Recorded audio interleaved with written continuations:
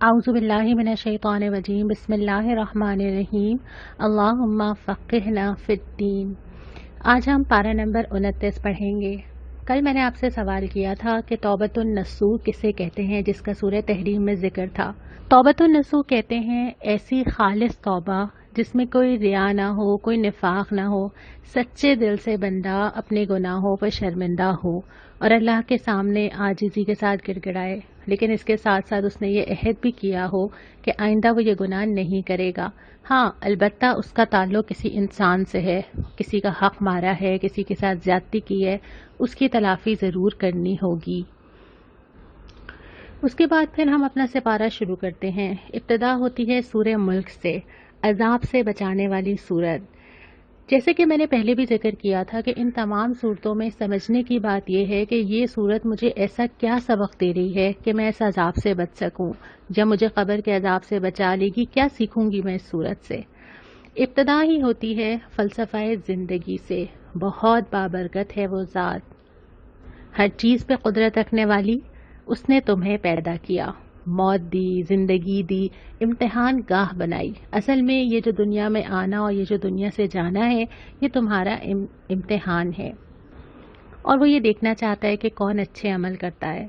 اس کے بعد پھر کفار کا ذکر کیا کہ جو کفر کرتے ہیں بہت ہی برا انجام ہے جو وہ دیکھیں گے، بھڑکتی ہوئی آگ میں ڈالے جائیں گے۔ لیکن جو لوگ اپنے رب سے ڈرتے ہوں گے نا، ان کو کوئی فکر نہیں ہے، ان کے لیے مغفرت ہے اور بڑا اجر اللہ تعالیٰ نے تیار کیا ہوا ہے۔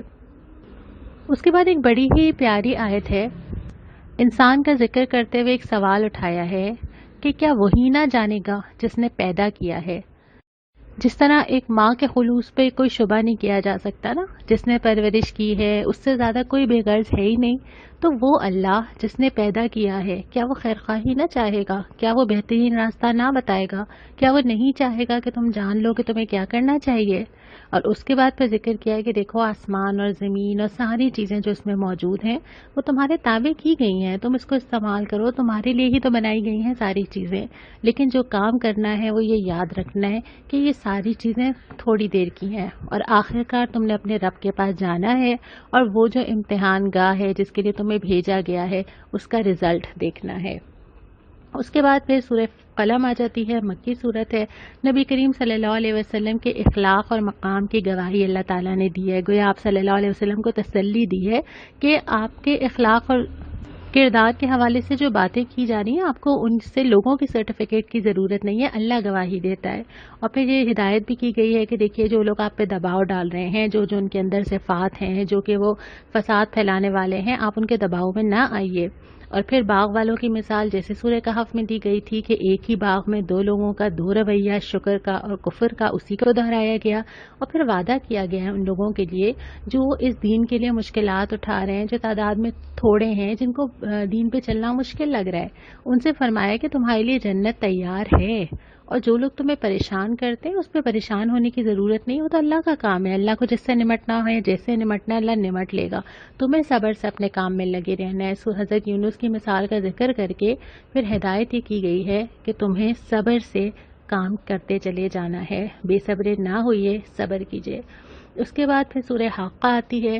شروع ہی میں فرمایا کہ جو چیز ہونی ہے یعنی قیامت کا دن، وہ تو ہو کر رہے گی۔ بڑے بڑے زوراور لوگ آئے، بڑے بڑے دعوے کیے، چیلنج کیا نبی کو، لے آؤ عذاب، کیوں نہیں آتا عذاب، اچھا کہ عذاب آئے گا۔ اور اب ہم تاریخ پڑھتے ہیں کہ لوگ کیسے کیسے گئے اور کیا کیا فیس کر کے گئے۔ پھر قیامت کی منظر کشی کی ہے کہ جب سارے لوگ کھڑے ہوں گے اور کیا دل دھک دھک کر رہا ہوگا، اور پھر کیسے اعمال نامے آئیں گے، اور جس کے سیدھے ہاتھ میں دے دیا جائے گا وہ تو اتنا خوش ہوگا، مطمئن ہوگا نا، کیونکہ وہ جو ٹینشن تھی ساری زندگی کہ مجھے اس راہ سے اس راہ پہ نہ چلی جاؤں، میں نے ایک ایک قدم پھونک پھونک کے نکالنا ہے، جب انسان کے اوپر سے وہ سٹریس ہٹے گا نا تو وہ بہت خوش ہوگا کہ اب مجھے کانشیس نہیں رہنا، میں جو چاہے کروں۔ اور پھر وہ کہے گا کہ مجھے تو پتا تھا، یہ تو ہونا تھا، میرے رب کا وعدہ تھا، اور وہ جنتیں اور ساری پسندیدہ چیزیں اس کے لیے کھلی ہوئی ہوں گی۔ لیکن جس کے بائیں ہاتھ میں دیا جائے گا وہ اس کی زندگی میں بہت سارے کاش ہوں گے۔ اللہ تعالیٰ اس کاش سے ہمیں محفوظ رکھے۔ پہلے آیا تھا کہ وہ کہیں گے کاش دنیا میں واپس چلے جائیں، یہاں پہ آیا ہے کہ کاش نہ دیا جاتا، کاش حساب کا ذکر ہی نہ ہوتا، کاش وہ موت فائنل ہوتی ہے، وہ اٹھایا نہ جاتا، لیکن کچھ بھی کام نہیں آئے گا۔ اور اس کے بعد فرمایا کہ قرآن رب العالمین کا نازل کردہ ہے، اس کی وسعت، اس کی گہرائی، اس کی حکمت تمہاری سوچ سے بھی بہت زیادہ ہے۔ پھر سورہ معارج آتی ہے۔ عذاب کا ذکر کرتے ہوئے لوگوں کے رویے کا ذکر آتا ہے کہ لوگ جلدی مچاتے ہیں، لوگ کہتے ہیں کیوں نہیں آ جاتی، کیوں نہیں آ رہا۔ جب وہ آ جائے گا تو اس کو کوئی روک تھوڑی سکے گا۔ اور نبی کریم صلی اللہ علیہ وسلم کو صبر کی تلقین کی گئی کہ آپ حوصلے اور صبر کے ساتھ اپنا کام کرتے چلے جائیے۔ قیامت کے دن کی سختی کو دہرایا اور اس کے بعد پھر ذکر کیا انسان کی فطرت کا، کہ بہت ہلکی فطرت کا ہوتا ہے، وہ ذرا سی چیز پہ گھبرا جاتا ہے، ذرا سی کوئی چیز ملے تو پھولنے لگ جاتا ہے۔ تو یہاں پہ ذکر کیا ہے کہ ایک انسان کو جو چیز مضبوطی عطا کرتی ہے، جو چیز اس کے کریکٹر کو مضبوط کرتی ہے، اس کے ایموشنز کو مضبوط کرتی ہے، وہ یہ ساری چیزیں ہیں۔ یہ بہت سارے اعمال ہیں جو انسان کی نفسیات پہ اثرات مرتب کرتے ہیں۔ یعنی یوں سمجھیے کہ قرآن ایموشنل ہیلتھ کے لیے، اپنے اندر بردباری پیدا کرنے کے لیے، ٹھہراؤ پیدا کرنے کے لیے، بیلنس پیدا کرنے کے لیے جو چیزیں گنواتا ہے وہ یہ ہیں: نماز کی پابندی، شرمگاہوں کی حفاظت، اللہ کے لیے خرچ کرنا، قیامت پہ یقین، روز آخرت پہ یقین، امانتوں کی حفاظت، عہد کا پاس اور راستی پر یا سچائی پر قائم ہونا۔ یہ تمام چیزیں مل کے ایک کریکٹر بناتی ہیں جو اس کو نہ خوشی میں بے قابو ہونے دیتی ہیں، نہ غم میں بے قابو ہونے دیتی ہیں۔ اس کے بعد سورہ نوح آتی ہے، اور سورہ نوح میں ذکر آتا ہے حضرت نوح علیہ السلام کی اپنے قوم کو دعوت کا۔ اور حضرت نوح پہلے تو اپنی قوم کو پکارتے ہیں، ان سے کہتے ہیں کہ میں تمہیں خبردار نہ کروں، میں تمہیں بتاؤں نہ کہ تمہیں کیا پیش آنے والا ہے۔ دعوت دیتے چلے جاتے ہیں، اور جب مایوس ہونے لگتے ہیں تو اپنے رب کے حضور اداد سناتے ہیں، اللہ تعالیٰ کو بتاتے ہیں، کہتے ہیں کہ اللہ، میں نے ان کو اتنا پکارا، صبح پکارا، شام پکارا، رات پکارا، انہوں نے نہیں سنا، اور یہ جتنا میں ان کو دعوت دیتا ہوں ان کی ضد میں اضافہ ہوتا چلا جاتا ہے، ان کا کبر بڑھتا چلا جاتا ہے، اور اس کے بعد وہ یہ مقدمہ اللہ تعالیٰ کے پاس رکھتے ہیں۔ لیکن جتنے جملے اس کے اندر آئے ہیں نا، اس میں شکایت نہیں ہے، اس میں خیر خواہی ہے، اس میں فکر ہے، اس میں پریشانی ہے، اس میں رنجیدگی ہے، اور اس میں وہ کہتے ہیں کہ اب تو یہ آپ کے بندے ہیں، میں جتنی کوشش کر سکتا تھا میں نے کی، میں نے کوئی موقع نہیں چھوڑا، کوئی دن نہیں چھوڑا، لیکن یہ انہوں نے مان کر نہیں دیا۔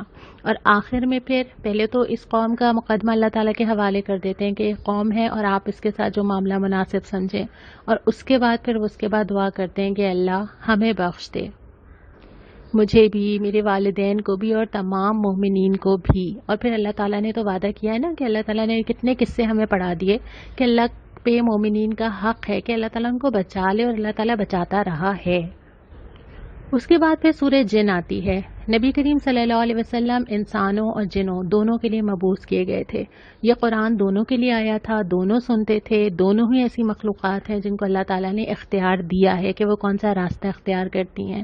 البتہ انسانوں کو ایک فضیلت زیادہ حاصل ہے خلافت کی وجہ سے کہ اللہ تعالیٰ نے ان کو اپنا زمین پہ خلیفہ بنایا ہے۔ تو جنوں کے گروہ کا ذکر ہے کہ قرآن جب انہوں نے پڑھا تو کیا اثر لیا، آپس میں کیا بات کی، اور اس کے بعد یہ بتایا کہ جس کو نعمت چاہیے نا اس دنیا میں، جو چاہتا ہے کہ اللہ تعالیٰ کی نعمتیں مجھے ملیں، کون نہیں چاہتا؟ ہم میں سے کون ہے جو نہیں چاہتا؟ ہم تو دعائیں کرتے ہیں صبح شام، اللہ تعالیٰ سے برکت مانگتے ہیں، نعمت مانگتے ہیں، خیر مانگتے ہیں۔ اللہ تعالیٰ کہہ رہے ہیں اگر چاہیے تو کیا کرنا ہے؟ دین پر قائم رہنا ہے، ثابت قدم رہنا ہے، دین پر جمے رہنا ہے، اپنے آپ کو جما کے رکھنا ہے، پھر اللہ تعالیٰ وہاں سے راستے کھولے گا کہ انسان حیران رہ جائے گا۔ اس کے بعد پھر کفار کو ان کی حرکتوں کی وجہ سے جو وہ کر رہے تھے ملامت بھی کی گئی ہے، تنبیہ بھی کی گئی ہے، اور آخر میں فرمایا ہے کہ اللہ تعالیٰ علم الغیب کا سارا علم جانتا ہے۔ اللہ کے سوا کسی کو اتنا علم نہیں ہے ہر چیز کا، سوائے اس کے کہ اللہ دے، لیکن اللہ تعالیٰ کے پاس ہر چیز کا علم ہے۔ اس کے بعد سورہ مزمل آ جاتی ہے۔ نبی کریم صلی اللہ علیہ وسلم کو اہم مشن دے دیا گیا کہ آپ دنیا میں اب آپ اللہ کے نبی ہیں، اور آپ نے یہ نظام قائم کرنا ہے، قرآن کو لے کر اٹھنا ہے، اور جو یہ تعلیمات دیتا ہے وہ تعلیمات آپ کو معاشرے میں ہر جگہ نافذ کرنی ہیں۔ لیکن سب سے پہلے نبی کریم صلی اللہ علیہ وسلم کو وہ چیزیں بھی بتائی جا رہی ہیں جس سے وہ خود اسٹرانگ ہوں۔ آپ دین کا کوئی بھی کام کرنا چاہیں، اس کا مطلب یہ نہیں ہے کہ میں لوگوں کو دین کی دعوت اس لیے نہ دوں کہ پہلے میں خود کو تو امپروو کر لوں، نہیں، آپ خود بھی جب ہی ساتھ ساتھ امپروو ہوں گے جب آپ دعوت دے رہے ہوں گے۔ ابھی اگر آپ دو لوگوں کو کچھ کہیں گے تو آپ کی نظر اپنے اوپر ضرور جائے گی، اور زندگی میں یہ کبھی بھی نہیں ہوگا کہ میں یہ سوچوں کہ اچھا اب میں کمپلیٹ ہوں اور اب میں نے، یہ تو ہو ہی نہیں سکتا۔ تو یہ اس آیت کا مقصد بھی یہ تھا کہ نبی کریم صلی اللہ علیہ وسلم کو جو کام اب کرنا ہے، جس راہ پہ چلنا ہے، اس کے لیے اسٹرینتھ چاہیے، اور اسٹرینتھ آئے گی اللہ سے تعلق سے. تو اس تعلق کے لیے جو چیزیں بتائی گئیں کہ سب سے کٹ کے اللہ کے ہو جاؤ، اپنے آپ کو اللہ سے جوڑ لو. اس کے بعد نماز بار بار آیا کہ نماز سے طاقت دیجیے، اس کو اپنا وکیل بنا لیجیے، اپنا لائر بنا لیجیے. لائر کے ساتھ ہمارا یہی معاملہ ہوتا ہے نا کہ لائر کو ہم اپنی ساری رودات سنا کے کیس اس کے حوالے کر دیتے ہیں، اور اب ہمیں شور ہوتا ہے کہ یہ ہمارے بہاف پہ لڑے گا. اب ہمیں ضرورت نہیں ہے، وہی فیس کرے گا، وہی بات کرے گا، وہی ہمارے لیے کافی ہے. تو اللہ تعالیٰ کو ویسا ہی وکیل بنا دیا جائے کہ بس اللہ کے سپرد کر دیا جائے اپنے آپ کو اور اپنے سارے معاملات کو. اس کے بعد یہ کہ قرآن سے تعلق، اس کتاب سے، کیونکہ یہی کتاب سکھاتی ہے، ہاتھ پکڑتی ہے، اور جب کھولتے ہیں تو لگتا ہے کہ ہم سے ہی مخاطب ہے. ابھی جب ہم قرآن پڑھ رہے ہیں تو آپ کو بار بار یہ لگا ہوگا نا کہ یہ تو میرے بارے میں ہی بات ہو رہی ہے، یہ تو میرے ہی حالات کے بارے میں کہہ رہا ہے. اس کے بعد پھر فرمایا صبر کرو. صبر کے بہت سارے مفہوم میں سے ایک یہی ہے کہ ڈٹے رہو، اور پھر یہ کہ قیام اللیل، راتوں کا اٹھنا، راتوں کو اللہ کے سامنے بیٹھنا، اللہ سے دعا مانگنا، نمازیں پڑھنا، اور پھر یہ کہ اللہ کا ذکر، اللہ یاد رہے ہر وقت. اللہ کے ذکر کی بہت ساری شکلیں ہیں جس میں وہ اذکار بھی ہیں جو سکھائے گئے ہیں، اور یہ بھی کہ اللہ یاد رہے، اس کو بھی ذکر کی ایک شکل ہے. اور پھر یہ کہ رزلٹ کی فکر نہ کریں، نمٹنے کا کام اللہ پہ چھوڑ دیں. ایفرٹ آپ کی ہونی چاہیے، رزلٹ اللہ کا. ہمارے ساتھ یہ بھی ہوتا ہے کہ ہم جب لوگوں کو اچھی بات بتانا چاہتے ہیں، کبھی کبھی ہمیں حکمت نہیں آتی، وہ بھی ہمیں سیرت پڑھنے سے آئے گی، اور کبھی کبھی ہمیں رزلٹ نہیں ملتا، تو ہوتا یہ کہ ہم پریشان ہو جاتے ہیں. ہر انسان اپنا ٹائم لیتا ہے، اس کو اپنا ٹائم لینے کا حق ہے کہ وہ سوچ سمجھ کے آئے. یہ ایسی چیز نہیں ہے کہ میں کسی کے بولنے سے شروع ہو جاؤں نا. اگر آپ زبردستی کسی کو، جہاں پہ آپ کا اختیار ہے، مثال کے طور پہ اگر آپ کے بچے بھی ہیں، اگر آپ ان کو زبردستی لے آئیں گے تو جیسے ہی موقع ملے گا وہ ہٹ جائیں گے، وہ دور ہو جائیں گے کسی بھی چیز سے. تو فیصلہ کرنے کے لیے سمجھانا، تعلق بنانا، ٹائم دینا ضروری ہوتا ہے. اور اگر آپ کسی کو تلقین کریں اور وہ آپ کو ویسے رسپانس نہیں کر رہا، تو ہو سکتا ہے وہ اپنا ٹائم لے رہا ہو، اور ہو سکتا ہے کہ وہ سوچ سمجھ کے آئے تو زیادہ بہتر طریقے سے آئے. دوسری بات یہ کہ آپ کا کام یہ ہے کہ آپ کیا کر رہے ہیں نا، آپ کا کام یہ نہیں ہے کہ رزلٹ کیا آ رہا ہے.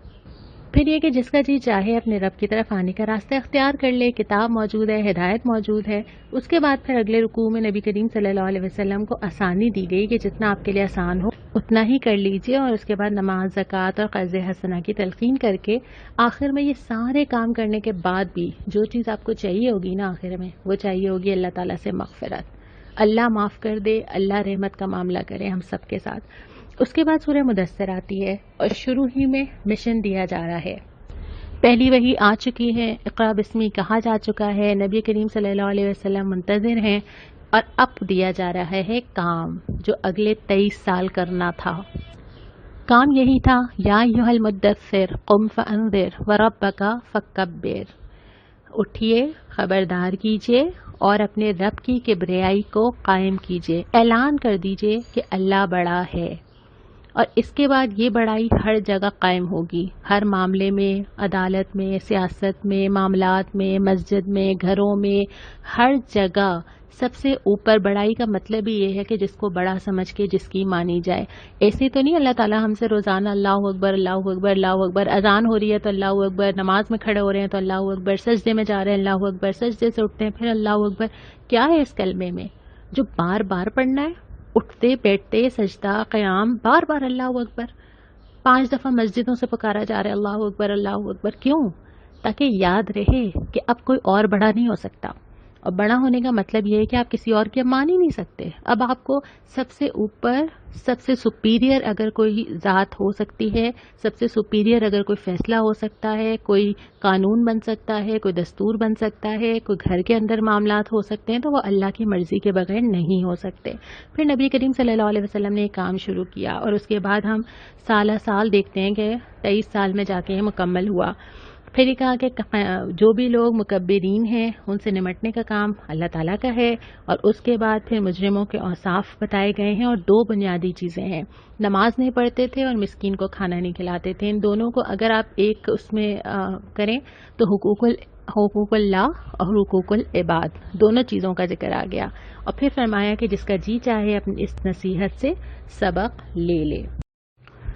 اس کے بعد سورہ قیامت شروع ہوتی ہے. شروع میں ذکر ہوتا ہے نفس لوامہ کا. 3 طرح کے نفس آتے ہیں جن کا ذکر قرآن کرتا ہے. نفس امارہ جو انسان کو برائیوں پہ آمادہ کرتا ہے. نفس لوامہ جو انسان کے اندر نا کچھ پین کرتا رہتا ہے، جس کو ہم ضمیر کہتے ہیں نا، کہ ہمارے اندر ایک فیلنگ ہوتی ہے، ہم غلطیاں بھی کرتے ہیں، پھر ہمیں اندر سے کوئی ملامت کرتا ہے. اور پھر ایک نفس مطمئنہ جو بالکل یکسو اور جو بالکل ایک راہ پہ فیصلہ کر کے چل رہی ہے. یہاں پہ نفس لوامہ کی قسم کھا کے فرمایا ہے کہ انسان اپنے رب کے سامنے پیش ہوگا سب کچھ لے کر حاضر. اور اس کے بعد یہ کہ اپنے آپ کو تو جانتا ہی ہے نا، کتنی بھی معذرتیں کر لے، کچھ بھی کہہ لے، کچھ بھی کیس بناتا رہے، دنیا میں بولتا رہے. جب بول رہے ہوتے ہیں نا، ہمیں بھی اندر سے پتا ہوتا ہے کہ بعض چیزیں ہم کور اپ کر رہے ہیں، تو وہاں پہ بھی یہی ہوگا کہ انسان کتنی معذرتیں بنا لے گا، خود ہی کھل کے چیزیں سامنے آ جائیں گی. اور پھر ایک مرض کی جڑ مینشن کر دی کہ یہ کیوں ہے، یہ کیوں ہے، یہ کیوں ہے، کے بجائے ایک پرابلم ہے صرف. وہ پرابلم کیا ہے؟ دنیا کی محبت اور آخرت سے غفلت. دنیا کا استعمال کی بات نہیں ہو رہی، دنیا برتنے کی بات نہیں ہو رہی. دنیا سجائی ہی تمہارے لیے گئی ہے. دنیا کو دل میں نہیں آنا چاہیے اور دنیا کے پیچھے نہیں بھاگنا چاہیے. دنیا ترجیح میں نہیں آنی چاہیے اور آخرت کی محبت سب پہ غالب رہنی چاہیے. اور جیسے یہ جڑ بتائی گئی ہے نا، اس سے یہ بھی سمجھنے کی بات ہے کہ جب ہم نیکی کی طرف کسی پہ اپنی اولاد کو یا اپنے گھر والوں کو یا اپنے آپ کو بھی لانے کی کوشش کریں نا، تو ہم جڑ پہ پہلے کام کریں، شاخوں پہ نہ کریں. ہم سب سے پہلے کوشش کریں اللہ سے محبت، نبی سے محبت، قرآن سے محبت پیدا ہو. باقی چیزیں انسان خود ہی چھانٹ لیتے ہیں. ہم شروع کرتے ہیں اپیرنس، انداز، پرانی ہسٹری، کیسا کہا تھا، کیا کہا، کیا کرتے ہیں. اچھا درس میں جاتے ہیں تو ایسا ہونا چاہیے. ہمارے ذہن میں ایک ہم نے وہ کرائٹیریا بنایا ہوا ہوتا ہے جس پہ دین پہ چلنے والوں کو ویسا نظر آنا چاہیے، اور ہم اسی کرائٹیریا پہ ہر ایک کو فٹ کرنے کی کوشش کرتے ہیں، جو کہ ہر وقت پاسبل نہیں ہوتا. ہر ایک مختلف انسان ہے. دوسری بات یہ کہ جو چھوٹی چھوٹی ڈیٹیلنگ ہوتی ہے نا، ہم بہت سارا فتوے معلوم کرتے ہیں، بہت سارا یہ تو نہیں ہو جائے گا، وہ تو نہیں ہو جائے گا. اس میں کوئی حرج نہیں ہے، لیکن جو پہلا سٹیپ ہے نا، وہ اندر سے شروع ہوتا ہے، وہ باہر سے شروع نہیں ہوتا. ہم اندر سے شروع کریں، اور جس انسان کے اندر اللہ کی محبت آ جائے گی نا، اور جو قرآن کو سمجھ لے گا، اس کے بعد وہ خود ہی اپنی شاخیں نکالے گا. اور اگر آپ زندگی میں کسی پہ کوئی بہت احسان کرنا چاہتے ہیں نا، تو خاص طور پہ اپنے بچوں پہ، اگر آپ ان کے اوپر اگر کوئی سب سے بڑا احسان کرنا چاہتے ہیں، ان کو قرآن سے محبت پیدا کر دیں. اس سے یہ ہوگا کہ وہ دنیا میں نہ پریشان ہوں گے، نہ سٹریس کا شکار ہوں گے، نہ وہ دنیا، ایون آخرت تو بنتی ہی بنتی ہے، لیکن دنیا کے اندر بھی اب جتنے سائیکولوجیکل پرابلمز آ رہے ہیں، اور جتنی زیادہ دنیا کھلتی چلی جاتی ہے، اتنی زیادہ اس وقت سائیکولوجیکل پرابلمز، اتنے زیادہ ایموشنل ہیلتھ متاثر ہے. ان ساری چیزوں کے لیے اگر قرآن سے جوڑ دیا جائے نا، اس سے بہتر چیز کوئی نہیں ہو سکتی. پھر سورہ دہر آتی ہے. انسان کی پیدائش کا ذکر ہے کہ اس کو پیدا کیا، امتحان گاہ میں بھیجا گیا، اور ساری چیزیں دیں اس کو، سوچنے سمجھنے کی ساری صلاحیتیں، حسیات دیں. یہ بھی بتا دیا کیا کرنا ہے، کھول کے رکھ دیا قرآن نے. اور اس کے بعد یا تو وہ شکر کرے گا یا وہ کفر کرے گا، اور پھر جو کرے گا وہ انجام پا لے گا. پھر جنت کی نعمتوں کا ذکر کرتے ہوئے نبی کریم صلی اللہ علیہ وسلم کو تسلی دی گئی ہے. اس کے بعد سورہ مرسلات آتے ہیں. اس میں بہت سارے سوال اٹھائے گئے، بہت سارے سوال، اور سوال کر کے متوجہ کیا گیا کہ دیکھو فیصلے کا دن آنا ہے، اور وہی آخرت کی توجہ جو اس پورے سپارے کا مرکزی مضمون تھا، وہ آخرت کی طرف توجہ دلانا تھا کہ فیصلے کا دن تو آنا ہے. جو ٹائم ابھی جا رہا ہے نا، جو گزر رہا ہے، بس یہ مہلت ہے، اور اس کو بہت اچھے سے استعمال کرنا ہے. یہاں پہ یہ سپارہ مکمل ہوتا ہے. آج کا سوال، نبی کریم صلی اللہ علیہ وسلم سے تعلق پیدا کرنے کے لیے ہمیں کہاں سے سٹارٹ کرنا چاہیے؟ آپ صلی اللہ علیہ وسلم سے تعلق ہماری ضرورت ہے نا، اور اس تعلق کے لیے ہم نے زندگی میں کتنی ایفرٹ کی ہوگی. ہم نے بہت ساری پرسنالٹیز کے بارے میں زندگی میں پڑھا ہے، بچپن سے پڑھتے چلے جا رہے ہیں، جن میں ہمیں انٹرسٹ بھی نہیں تھا. ہم نے غالب، مرزا ذوق، ابن انشا، علامہ اقبال، قائد اعظم، سر سید احمد خان، شیکسپیئر، کیا ہم نے نہیں پڑھ ڈالا نا. اور ان سب کی شاعری بھی پڑھ ڈالی، بڑے بڑے کوٹیشنز یاد کر لیے. کس لیے؟ 70 یا 100 مارکس کے لیے.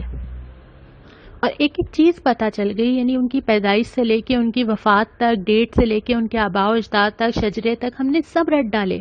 اور اس سے ہمارا مقصد صرف یہ تھا کہ ہم ایگزامز دے سکیں. اور نبی کریم صلی اللہ علیہ وسلم کی سیرت کے بارے میں ہم کتنا جانتے ہیں؟ ہم شاید جانتے ہوں گے خطبہ حجۃ الوداع، کیونکہ ہمیں یہ ہر ایگزام میں آتا ہے، ہم نے یاد کیا ہوگا کبھی نہ کبھی.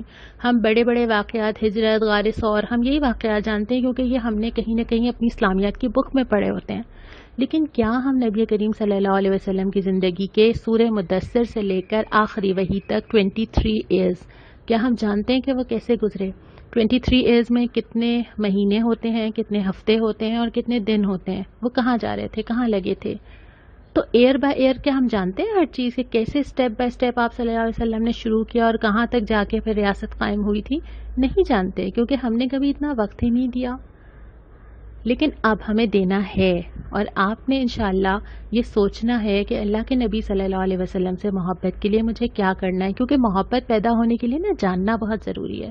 بہت سارے لوگ ایسے ہوتے ہیں جن سے ہم ملے ہی نہیں ہوتے اور ہم ان کو دیکھ کے محبت پیدا نہیں ہوتی، لیکن جیسے جیسے ہم ان سے ملنا شروع کرتے ہیں ویسے ویسے ہماری بہت کبھی کبھی بیسٹ فرینڈز ہو جاتے ہیں، جن کا شروع میں ہمیں اتنا اچھا امپریشن نہیں آیا ہوتا. اور بہت سارے لوگوں کے تو ہم ملنے ہی نہیں ہوتے، اور جب ہم ملنا شروع کرتے ہیں، جاننا شروع کرتے ہیں، پھر جا کے ان سے محبت ہوتی ہے. تو محبت کی بنیاد جو ہے نا وہ تعلق سے پہلے علم پر ہے، کہ ہم تعارف کتنا ہے ہمارا. پہلے تعارف ہوگا پھر تعلق بنے گا. تو تعارف کے لیے ضروری ہے کہ وقت نکالا جائے اور نبی کریم صلی اللہ علیہ وسلم کے بارے میں پڑھا جائے. اور یہ جو سارا قرآن ہم نے بہت بریفلی پڑھا، اس قرآن کے اندر کتنے سارے مرحلے ایسے تھے جو ان حالات پہ تبصرہ کر رہے تھے جس سے اسلام گزر رہا تھا. تو دونوں چیزوں کو کنیکٹ کرنا بہت ضروری ہے، دونوں چیزوں کو ساتھ لے کے سمجھنا تاکہ پورا نقشہ ہمیں سمجھ میں آئے. اگر میں نبی کریم صلی اللہ علیہ وسلم کے سامنے جاؤں اور وہ پوچھیں کہ میرے بارے میں کیا جانا، تو میں نے کتنا زندگی میں ٹائم لگایا. اور میں یہ کہوں کہ اس سے زیادہ تو مجھے شاعروں اور ادیبوں اور ایکٹرز کے بارے میں پتا تھا، کیا میں یہ کہوں جا کے؟ یہ ریزن تو نہیں دے سکتی نا، میں تو شرمندہ ہو جاؤں گی. تو سوال میرا آج آپ سے یہ ہے کہ ہم سب کو اللہ کے نبی صلی اللہ علیہ وسلم سے تعلق مضبوط کرنا ہے.